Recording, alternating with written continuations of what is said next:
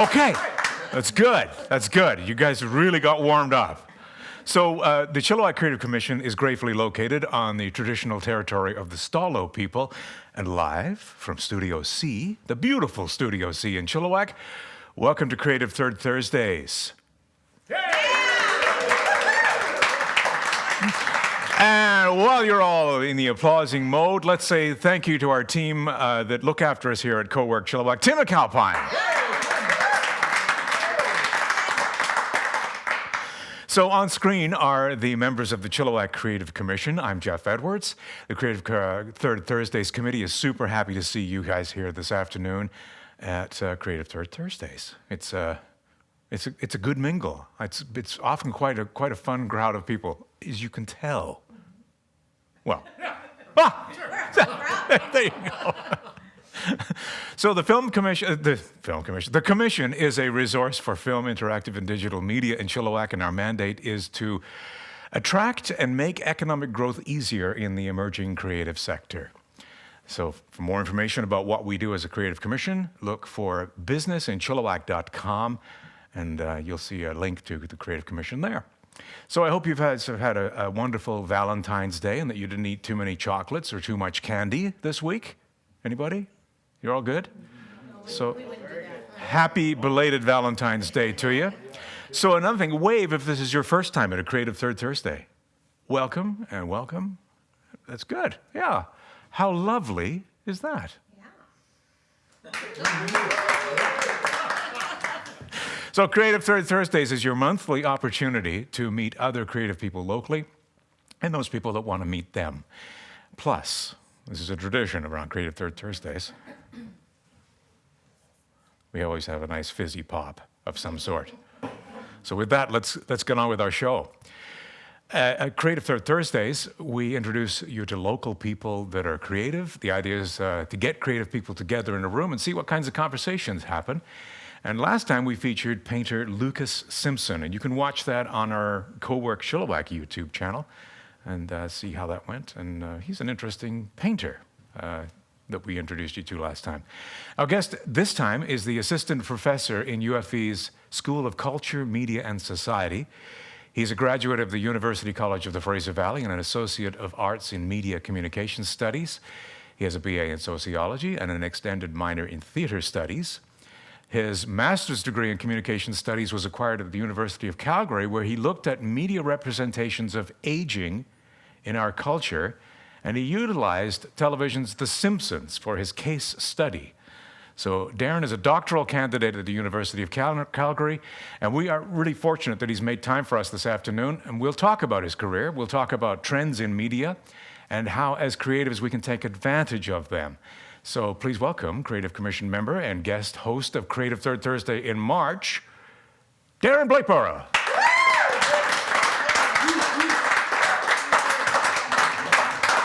Hi, Geoff.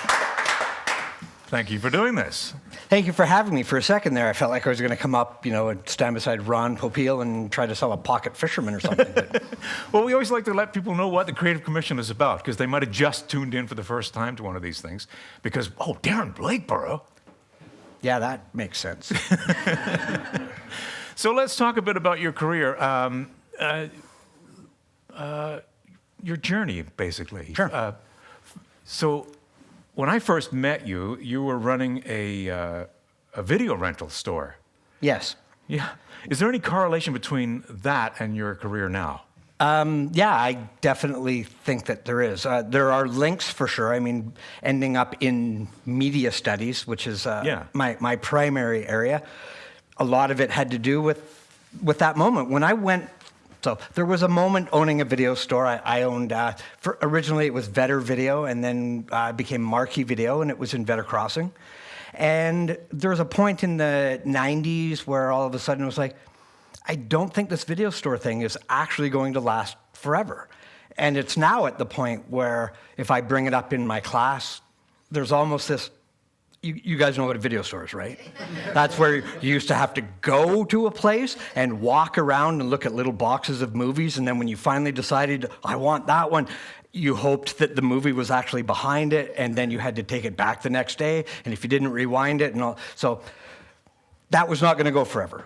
That was technologically apparent in the 90s even. So I decided, hey, let's get out while the getting was still good. And I didn't know what I wanted to do. I had gone to broadcasting school because, I mean, ever since I was a kid, I wanted to be a DJ. I wanted to be on the radio.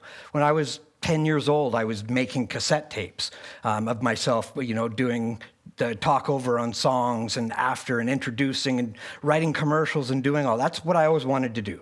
So I did do a diploma in that in Vancouver while I still owned the video store. And I had that realization that I really like the creative aspects of that. I love copywriting and writing commercials. So I'm like, well, why don't I just go back to university? Which was a particularly interesting idea because I didn't actually graduate from high school. So I thought, I'm going to have to do all this upgrading. And I found out that no, because I hadn't been in high school for X number of years, I just had to write an exam. And as long as I passed the exam, I could start taking courses. I passed the exam and I thought, let's take some courses. So I'm like, no, I'm going to take theater because I love acting and the creative part. I took a media and communications class. And I think 10 minutes into the class, I was like, wait, film, television, and music, the holy trinity to me. I can study this, and I can read about it, and I can write papers about it. Sign me up. And I just kept taking more classes. So I kind of did a very quick pivot. I was going to do business and marketing and thinking about, maybe copywriting and advertising. And I just did a full pivot. And I just kept taking classes because I loved it. And then I'm like, well, what do I do now? Well, keep going to school. I actually had one of my professors at the bottom of one of my papers in my third year said, have you ever thought about going to grad school? And I hadn't. And then I started thinking about it. And then it just, all of that from the video store right through, it's all connected. And you've done some acting as well. You studied in theater, but tell us a little bit, because I know I've seen you in film. I've been fortunate enough to be in a couple of independent films, have some small roles. Again, that's something that I do. I mean, long gone is the day of thinking that I would ever be any kind of a star or anything like that. You have those, visions when you're young. But I love the process, and I love being on set, and I just love being around the creativity. So anytime someone says, hey, we've got this part and we think you'd be good for it, I'm like, yes, I'll do it. And so, I've been able to do a few in the last couple of years. I haven't done any real auditioning. I haven't had an agent for almost 20 years now, so yeah. But you did a bit of it, and so you've got an understanding of that whole process as well then. Oh, yeah, right? Absolutely. And that was important, too, when I started taking the theater courses. And then, of course, from Ian, the acting for the camera, that helped out because when I first finished that course, I had a small window before I started grad school, and I did get an agent, and I did audition and, get few small things. My favorite part is always going, hey, I was in that movie, and someone would go, I didn't see you. And I'm like, yeah, I know, because they cut it out, but here's the check. So I have copies of all the checks of the movies that I never made the final cut in. So I want to go back to the introduction a little bit, because that was interesting. Can we talk about media representations of aging in our culture? Wink, I'm asking for a friend. Yeah, absolutely. And it's interesting how I ended up doing that because bottom line, and if I'm going to tell the story really quickly and not have it turn into a therapy session, I was really close growing up with my grandfather. And I think when I got into my teens, we kind of drifted apart a little bit and managed to come back together towards the end. But we had a bond that I've never really had with anybody before. I mean, now I study and teach, a course about, the socio-cultural aspects of professional wrestling, and that's all because of my grandfather, who got me into wrestling when I was a kid, and I still watch it religiously today. So it was him, and then at the end, he had some difficulties, and he had dementia, and I was very awkward in those, like, who is he and what do I do? And to be honest, I kind of still am awkward in those situations a little bit, but I was taking a course in my last year of the undergrad, and it was the Sociology of Aging. And it fascinated me. And then when I went to grad school, I actually didn't intend on doing any more research in that. But when I realized I can, talk about The Simpsons and link that with this, interest that I have in social gerontology, I did. And it opened up a really interesting way of looking at how we look at older people and how we have traditionally really devalued them. It links so much to economics in the way that, once you're not working anymore and paying taxes, then you become a deficit to society because you're drawing money, but you're not contributing money. And so from that perspective, aging is bad, but we always talk about it in such negative ways too, or say, we need to make sure that we positively age, as if aging in and of itself is a negative. And so with all of these ideas, I utilized The Simpsons because I thought it uniquely looked at it in that it really does present negative stereotypes of older people, like blatant, but so blatant and so obvious. And so it's an idea, it's called, the burlesque. It's an over-exaggeration to the point that we go, okay, well, so why do we think that? Like that Grandpa Simpson was mid-sentence, just falls asleep, right? Hello, I forgot my pills. Exactly. So they do it in such a way that it's really, I argued, asking and begging us to interrogate these representations, these stereotypes. Why do we have them? Where do they come from? And once we start to do that with not just aging, but any aspect of our culture, then that's when we can finally start to understand it and then hopefully to, undermine or oppose it. And I suppose that our representations of older people have gotten better probably in the last decade, maybe 2 decades.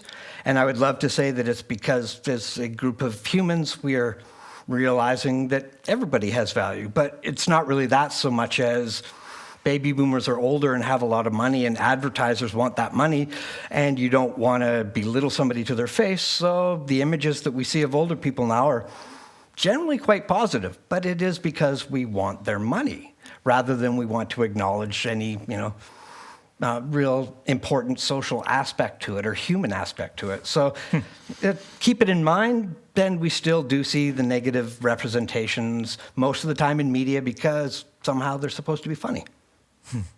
So let me interject here for just a second. I have not taken any courses from Darren.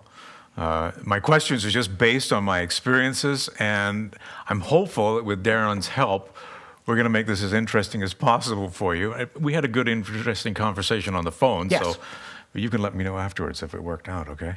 So tell us about your course generally. What topics are in the course structure? Well, I consider myself ridiculously fortunate in that, to be honest, like writing about The Simpsons was probably the smartest thing that I ever did. I ended up publishing a book about it. It has afforded me opportunities to present at conferences in Paris and Istanbul and Jamaica and other places. And it got me my job, and I teach a course on The Simpsons. And people say, well, how can you do that? How can you teach a course on The Simpsons? And it's not really on The Simpsons. It's just using The Simpsons to look at these same things that you look at in every other media and sociology course. It's just through a different lens. And it's a friendlier lens, and it's a lens that we know. But you're still going to study, Marx and Weber and talk about, social theories and all of those same ideas. It's just a friendlier, happier way to do it.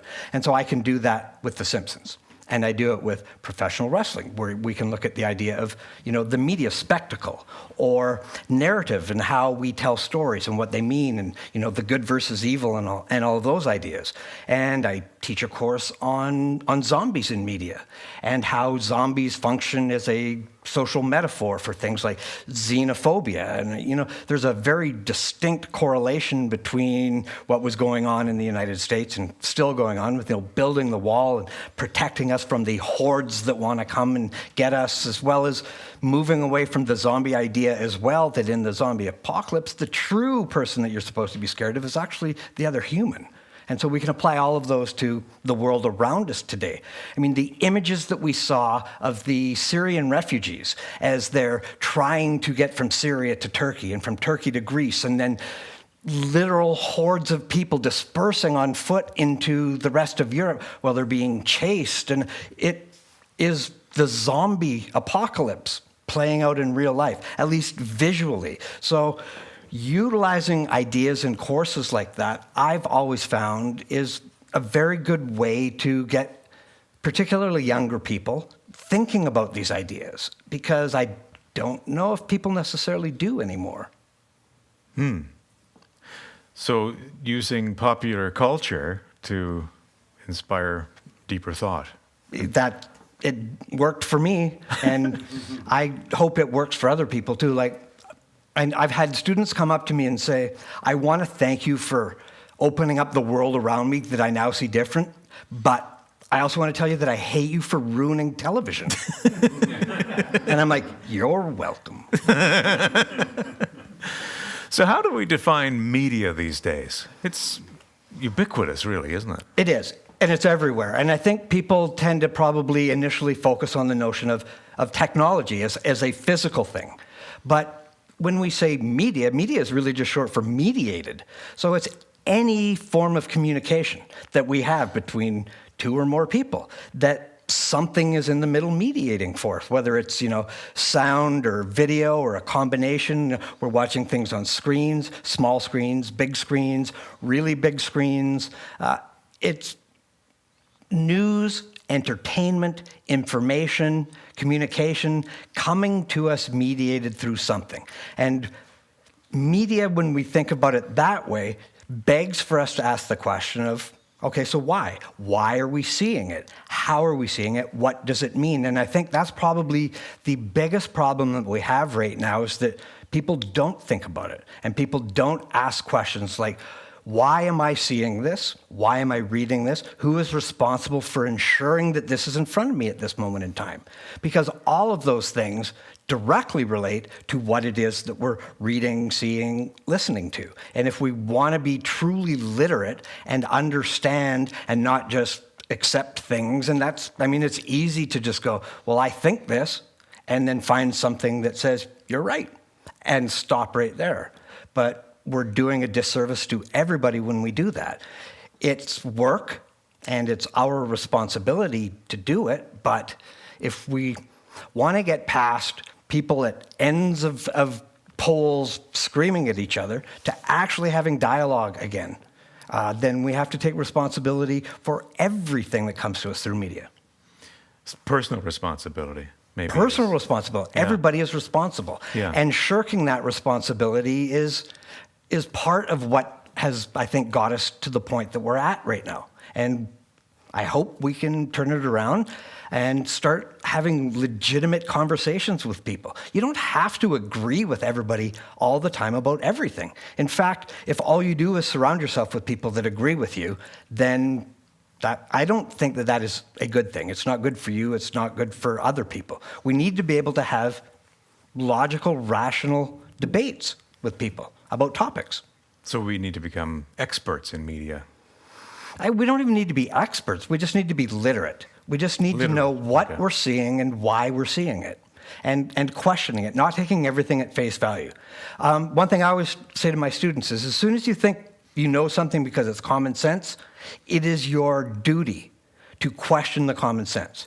Doesn't mean that it's wrong, but you need to question it. What are the major influences on media, other than money, these days? What do you think? It's funny that you would say that, because I think that was, even though in my undergrad you always, we did political economy, and I understood that. But I had a professor at grad school that said, if you want to know anything about media, follow the money.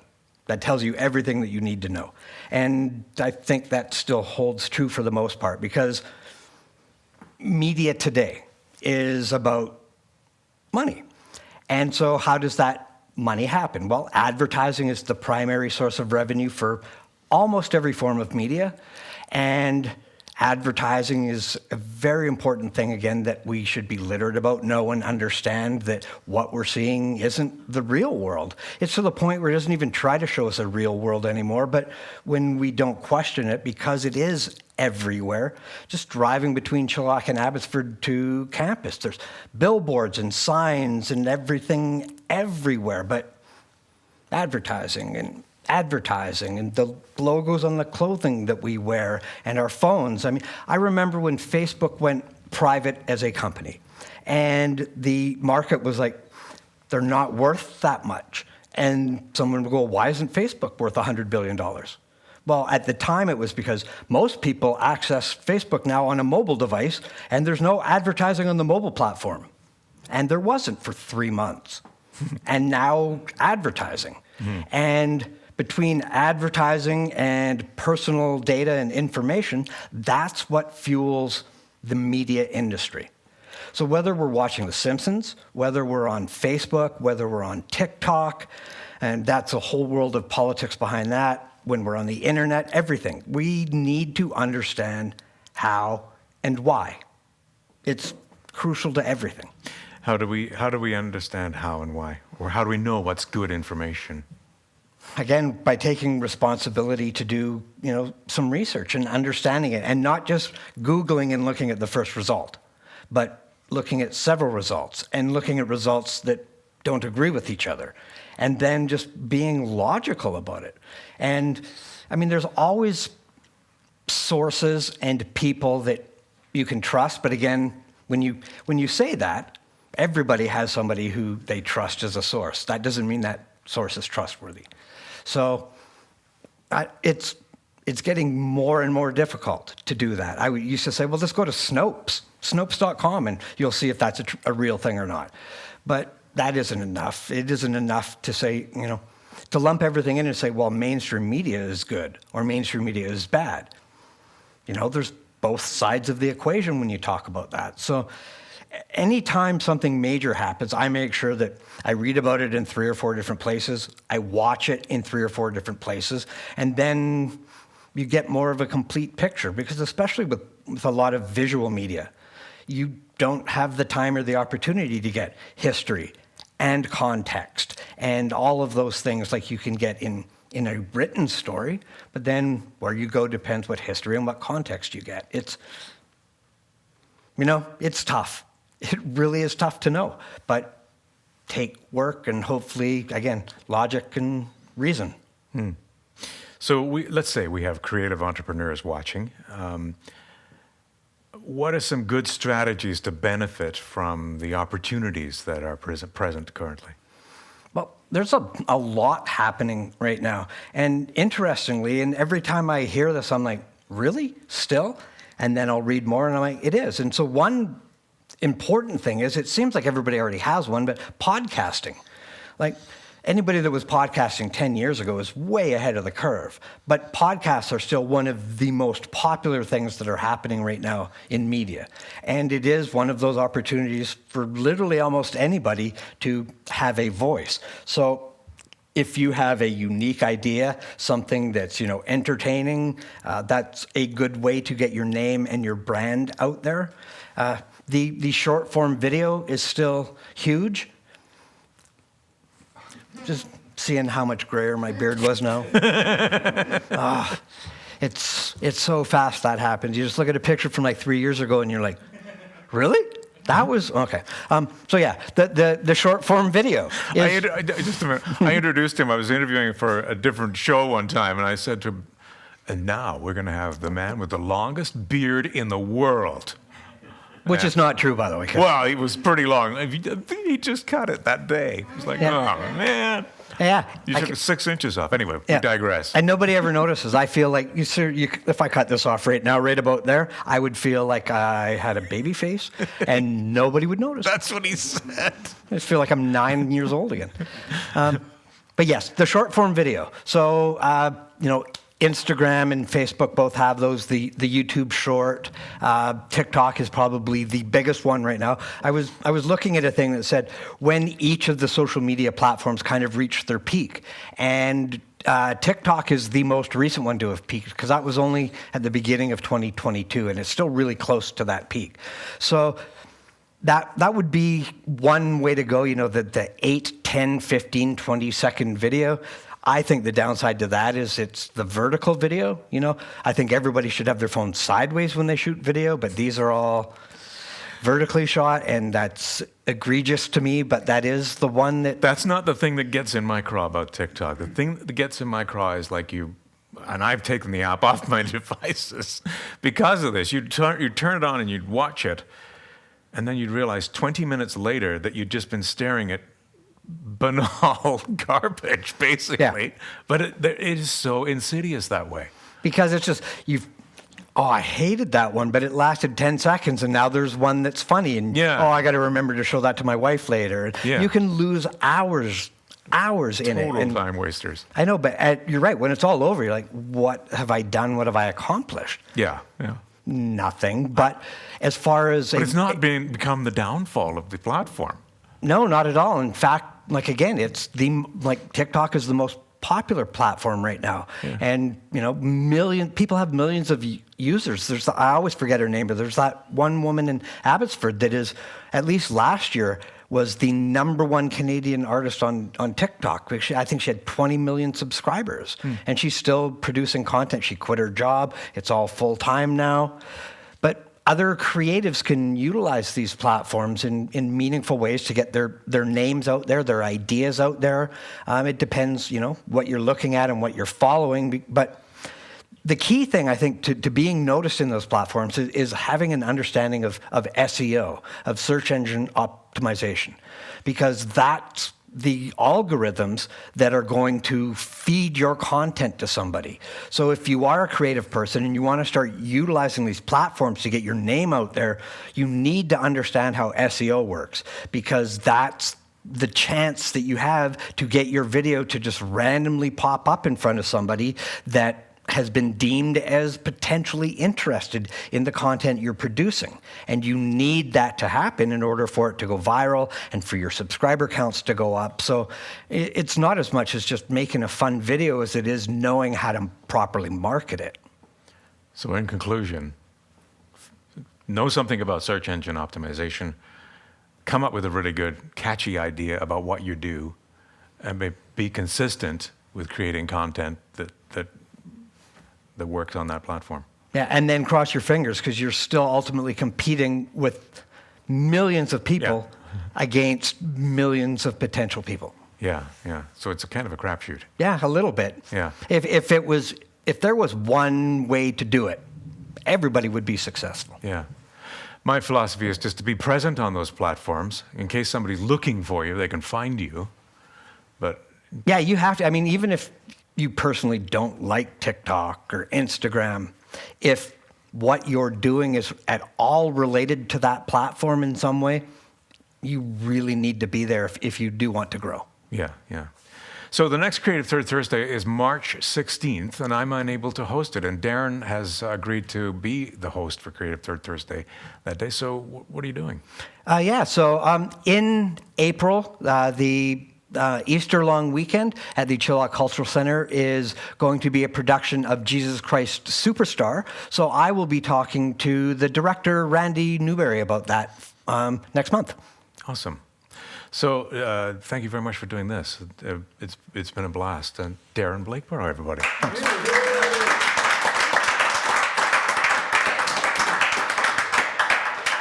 Who's thirsty? Geoff's thirsty. Thanks for coming, everybody. Cheers. Cheers.